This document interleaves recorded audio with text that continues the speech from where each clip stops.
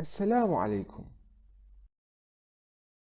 لمدة طويلة من عمر البشر، افترض علماء الفلك أن السماء وما يوجد فيها هو أمر ثابت لا يتغير. إلا أنه في عشرينيات القرن الماضي أظهرت ملاحظات الفلكي الأمريكي إدوين هابل أن المجرات ليست ثابتة في الكون، بل كلها تتحرك وتبتعد عنا، وهذه هي نظرية الانفجار العظيم.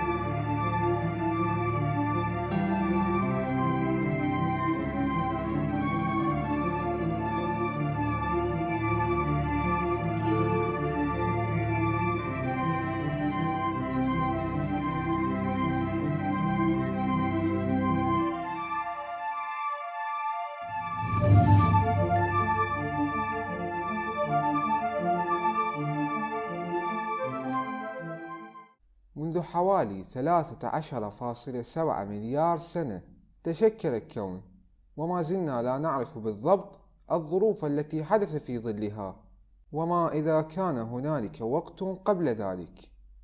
ونظرية الانفجار العظيم تمثل أفضل محاولات علماء الكونيات لإعادة بناء قصة عمرها يقرب من 14 مليار سنة من عمر الكون، وذلك بناء على الجزء المرئي الموجود اليوم.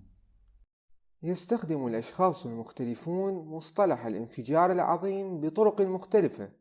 يتلخص هذا الوصف في فكرة أن الكون آخذ في التوسع، وهو لا يتوسع فحسب، بل يتمدد بشكل أسرع، وهذا يعني أنه بمرور الوقت لن يتمكن أحد من اكتشاف المجرات البعيدة من الأرض.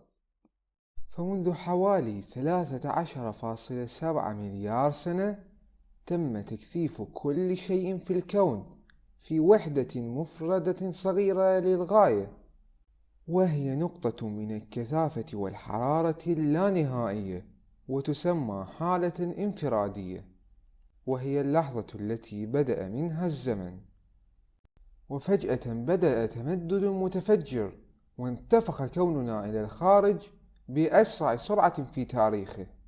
كانت هذه فترة من التضخم الكوني قد استمرت إلى 1000 تريليون جزء من الثانية، وتعرف هذه الحقبة افتراضيا باسم التضخم، والتي يفضلها علماء الكونيات لأنها تفسر سبب تشابه المناطق النائية في الفضاء مع بعضها بعضا، على الرغم من أنه تفصل بينها مسافات شاسعة. إذا نظرنا إلى الكون بعد ثانية واحدة من الانفجار العظيم، فإن ما سنراه هو بحر من النيوترونات والبروتونات والإلكترونات، وجسيمات أخرى غيرها مثل الإلكترونات المضادة والتي تسمى البوزيترونات والفوتونات والنيوترينوات، وكلها في 10 مليارات درجة مئوية. وكان من المستحيل رؤية هذا الوقت المبكر من الكون، لأنه لا يمكنه حمل الضوء المرئي، حيث كانت الإلكترونات الحرة ستتسبب في تشتيت الضوء بالطريقة التي يتشتت بها ضوء الشمس من قطرات الماء في السحب. بعد ذلك، مع مرور الوقت سنرى الكون باردا، والنيوترونات إما تتحلل إلى بروتونات وإلكترونات، أو تتحد مع البروتونات لتكوين الديوتيريوم، وهذا الديوتيريوم هو الهيدروجين، ولكن بشكل أحد نظائره، بالإضافة إلى الهيليوم والقليل من الليثيوم. بعد 380 ألف سنة مع استمرار الكون في البرودة، سيصل في النهاية إلى درجة الحرارة التي تسمح بأن تتحد الإلكترونات مع الهيدروجين والهيليوم لتكوين الذرات الأولى في الكون، وسمح هذا للضوء بالتألق أخيرا، بعد حوالي 380 ألف سنة من الانفجار العظيم. لفترة طويلة جدا من عمر الكون تبلغ حوالي 100 مليون سنة لم ينبعث أي ضوء، لذا أطلق عليها العصور الكونية المظلمة. ولا تزال دراسة هذه الحقبة صعبة للغاية، لأن معرفة الفلكيين بالكون تأتي بالكامل تقريبا من ضوء النجوم، ومن دون أي نجوم من الصعب معرفة ما حدث. بعد حوالي 180 مليون سنة من الانفجار العظيم، بدأ الهيدروجين والهيليوم في توليد درجات حرارة جهنمية أضاءت النجوم الأولى، فدخل الكون بذلك مرحلة تدعى الفجر الكوني أو إعادة التأين، التي انتهت تقريبا وفقا للعلماء بعد حوالي 500 مليون سنة بعد الانفجار العظيم. في هذه المرحلة بدأت المجرات الصغيرة المبكرة في الاندماج معا في مجرات أكبر، وبعد حوالي مليار سنة من الانفجار العظيم تشكلت الثقوب السوداء الهائلة في مراكزها.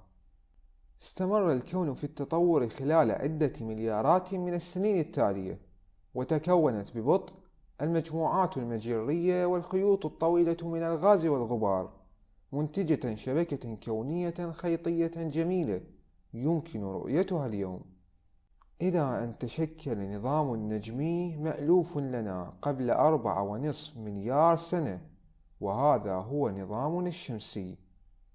وتمكن الكوكب الثالث في هذا النظام من الاحتفاظ ببعض الماء بعد هذه العملية، أو أن المذنبات أطلقت نحوه فيما بعد طوفانا من الجليد والماء. وفي هذا الكوكب المائي الثالث في المجموعة الشمسية، ومنذ ما بين 3.8 و 3.5 مليار سنة، ظهرت ميكروبات صغيرة وبسيطة إلى الوجود، ومن ثم ظهرت وحوش وديناصورات عملاقة في البحر والبر. ومنذ حوالي 200 ألف عام عمر الإنسان الأرض، وبدأ يعجب بالكون الغامض من حوله، محاولا اكتشاف كيف ظهر كل شيء. وهنا اكتشفنا بالفعل وجود طاقة غريبة تدفع كوننا أكثر فأكثر وتوسعه، وهذه قصة أخرى. وفي الختام، سيستمر الكون في التوسع لمدة كافية حتى ينفذ وقود جميع النجوم في جميع المجرات، وحتى الثقوب السوداء سوف تتبخر إلى لا شيء، تاركة وراءها كونا ميتا تتخلله طاقة خاملة، أو ستتغلب الجاذبية في النهاية على القوة التوسعية للطاقة المظلمة، وتجذب كل المادة معا مرة أخرى في نوع من الانفجار العظيم العكسي المعروف باسم الانسحاق الشديد. يقول الله تعالى في محكم كتابه: بسم الله الرحمن الرحيم: